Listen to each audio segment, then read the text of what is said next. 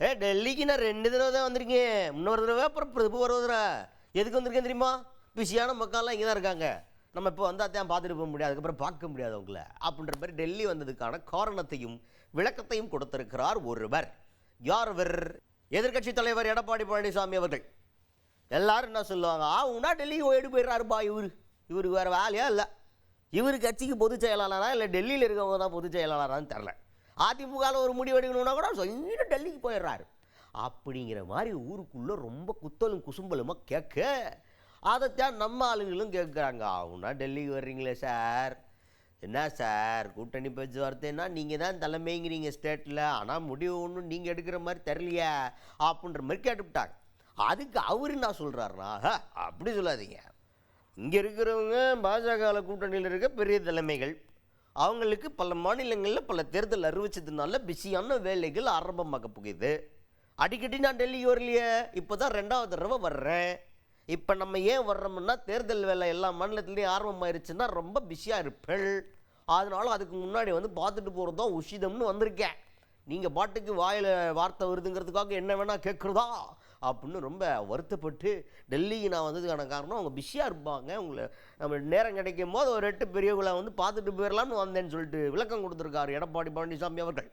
நேற்று இரவு மாண்புமிகு உள்துறை அமைச்சர் அவர்களை அவர் இல்லத்தில் இரவு 10 மணிக்கு சந்தித்து பேசினேன். தமிழ்நாடு அரசியல் குறித்து அவரிடம் கலந்து ஆலோசித்தேன். முக்கியமான எல்லாத்துக்குமே தலைநகர் டெல்லிக்கே வந்துகிட்டு இருக்கீங்க, அதுக்கான காரணம் ஏன் சார்? இன்னைக்கு 2 தடவை தான் சார் வந்திருக்கிறேன். ஏன்னா வரல, இப்போ அன்னைக்கு ஒரு தடவை, இன்னைக்கு ஒரு தடவை, 2 தடவை தான் வந்திருக்கிறேன். ஏன்னா அவர் அங்கே நிறைய அவர்களாம் பல வேலைகள் ஏன்னா 4-5 ஸ்டேட்டில் தேர்தல் அறிவிச்சிட்டாங்க, அந்த பணியை நோக்கி பணி செஞ்சுட்டு இருக்கிறாங்க. அதனால் நான் வந்து பார்த்துட்டு போகிறேன். ஏன்னா மறுபடியும் நாங்கள் வந்து தேர்தல் முடிவு வரைக்கும் பார்க்க முடியாது, அதனால் வந்து. அதுக்கடுத்தது உங்களுடைய வெற்றி வாய்ப்பு எப்படி இருக்குது அப்படின்னு கேட்டால் ரொம்ப ப்ராக்டிக்கலாக பேசியிருக்காருப்பா. அவர்கிட்ட சொல்கிறோம் 234 தொகுதி வெற்றி வாய்ப்பு தான், எல்லா பக்கமும் வெற்றியோ வெற்றி. அதில் எந்தெந்த தொகுதி யார் யாருக்கு கொடுக்குறதுங்கிறதுல சிக்கலே. அதை எப்படி நாங்கள் டீல் பண்ண போகிறோம்னா, யார் யாருக்கு எந்தெந்த தொகுதியில் வெற்றி வாய்ப்பு இருக்குது அப்படின்றத பேசி அந்தந்த தொகுதியை அவங்கவுங்க எடுத்துக்கிறது அப்படின்னு முடிவு பண்ணிடலாம்னு இருக்கோம். அப்படி தான் தொகுதி பங்கீடு நடக்க போகுது. அதுக்காக வந்து வெயிட்டிங் அப்படின்ற மாதிரி ஒரு விளக்கத்தை கொடுத்துருக்கிறாரு எடப்பாடி பழனிசாமி அவர்கள். வெற்றி வாய்ப்புங்கிறது எல்லாமே வெற்றி வாய்ப்பு தான். 234 தொகுதி வெற்றி வாய்ப்பு தான்.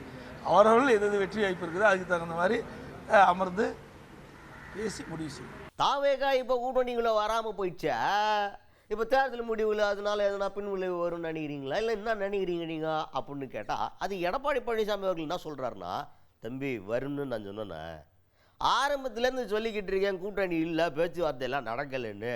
நானும் மறுத்துட்டேன், தாவேகா தலைவரும் மறுத்துட்டாரு. அப்புறம் நீங்களாம் கேட்குறதுக்கெல்லாம் பதில் சொல்லிக்கிட்டே இருக்க முடியாது தம்பி, நடக்கிற கதையை பேசுங்க. 1008 வேலை இருக்குது, சும்மா தாவேகான்னு அங்கேயே நின்னீங்கன்னா எப்படி அப்படிங்கிற மாதிரி டென்ஷன் ஆயிருக்காரு எடப்பாடி பழனிசாமி அவர்கள். அதாவது தாவேகா கட்சி வந்து கூட்டணியில வரும் அப்படின்ற ஒரு எதிர்பார்ப்பு எல்லாம் கிடையாது. நான் தெளிவாக சொல்றேன், நீங்க தான் பேசிட்டு இருக்கிறீங்களே கூடிய ஒவ்வொரு முறையும். அவர்களும் கூட்டணி பேச்சுவார்த்தை இல்லைன்ட்டாங்க, நாங்களும் கூட்டணி பேச்சுவார்த்தை இல்லைன்ட்டோம். பொதுச் செயலாளர் அதிமுக பொதுச் செயலாளர் சொல்லிட்டாங்க, தாவாக தலைவரும் சொல்லிட்டாரு. ஆனால் நீங்க விட மாட்டேங்கிறீங்களே. இல்லைங்க, பேச்சுவார்த்தையே நடக்கலையா, அப்புறம் எப்படி வரல போகிறது? அந்த பேச்சுக்கே இடம் இல்லை. அதுக்கடுத்தது தேர்தல் தேதி அறிவிச்சதுக்கு அப்புறம் உங்களுடைய வெற்றி வாய்ப்பு எப்படி இருக்கு அப்படின்னு ஒரு கேள்வி கேட்டாங்க. என்னடா வெற்றி வாய்ப்பு எப்படி இருக்குன்னு ஒன்று கேட்குறீங்க, தேர்தல் தேதி அறிவிச்சதுக்கு அப்புறம் அப்படின்னு ஒன்று கேட்குறீங்க அப்படின்னு நீங்களாம் டவுட் பண்ணலாம். அதுக்கு பின்னாடி ஒரு எக்ஸ்பிளேஷன் இருக்குது. தேர்தல் தேதி அறிவிக்கிறதுக்கு முன்னாடி வரைக்கும் இவங்க கூட்டணி வருவாங்களா, அவங்க கூட்டணி வருவாங்களா, இவங்க அவங்களோட சேருவாங்களா, அவங்க தனியாக நிற்க போகிறோம், இப்படி 1000 டவுட்ஸ் இருக்கும். இப்போ தேர்தல் தேதி அறிவிச்சதுக்கப்புறம் தேர்தல் நெருங்க ஓரளவுக்கு கூட்டணியெல்லாம் ஃபைனலைஸ் ஆயிரும். அப்படி இருக்க நேரத்தில் இப்போ அதிமுக தலைமையிலான தமிழ்நாட்டில் இருக்கக்கூடிய என்டிஏ கூட்டணிக்கு வெற்றி வாய்ப்பு எப்படி இருக்கு தேர்தல் தேதி அறிவிச்சதுக்கு அப்புறம் அப்படிங்கிறத தெரிஞ்சுக்கணும்னு நமக்கு ஆர்வம் வந்துச்சு. அதை தான் அவர்கிட்ட கேட்டோம். அதுக்கு அவர் என்ன சொல்கிறாரா, இப்போ நாங்கள் என்னப்பா சொல்கிறது, 234 தொகுதியிலையும் ஜெயிக்கணும்னு தான் நாங்கள் கால் எடுத்து வைக்கிறோம். அங்கே வெற்றி வாய்ப்பு எப்படி இருக்குன்னு யார் சொல்லணும்? நீங்கள் தான் சொல்லணும். என்ன ஏதுன்னு கேட்டு ஒரு டீட்டெயிலில் சொல்லுங்கள் அப்படின்னு சொல்லிக்கிட்டு இருக்கும்போதே என்ன ஏதுன்னு டெல்லியிலே கேட்டு சொல்லுங்கன்னு ஒரு பழக்க தோஷத்தில் சொல்லிட்டேன். இந்த வெற்றி தமிழ்நாட்டில் வெற்றி வாய்ப்பு எப்படி இருக்குன்றது கூட டெல்லியில் தான் கேட்டு சொல்லணும் போல். என்ன அப்படின்றது அது பழக்கம் வந்து யாரை விட்டு போவாங்க, அப்படித்தானே? அப்படிங்கிற மாதிரி ஒரு விமர்சனத்தை மக்கள்லாம் சொல்கிற அளவுக்கு இருந்துச்சு எடப்பாடி பழனிசாமி அவர்களுடைய இந்த பதில்.